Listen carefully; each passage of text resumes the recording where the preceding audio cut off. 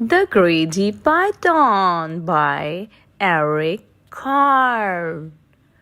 Half hidden in the jungle green, the biggest snake there is ever green, both back and forth and in between. The giant snake was very strong and very long.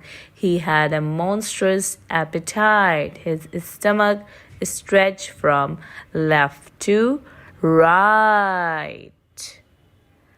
He quickly gobbled in one bite whatever creatures came in sight: a mouse that scampered to and fro, a frog that jumped up from below, a bat that hung from his left toe, a fish that swam a bit too slow, a bird that flew a bit too low.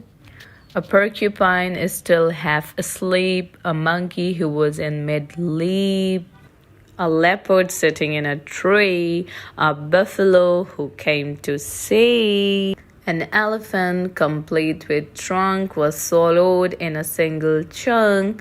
"I am far too big to eat," he cried. "Oh no, you are not," the snake replied.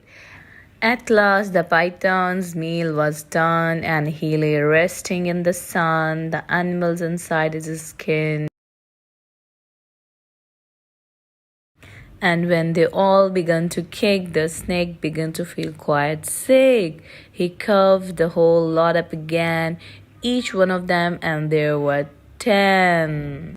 He soon felt better, and what's more, was hungrier than just before. He hadn't learned a single thing. His greed was quite astonishing. He saw his own tail, long and curved, and thought the lunch was being served.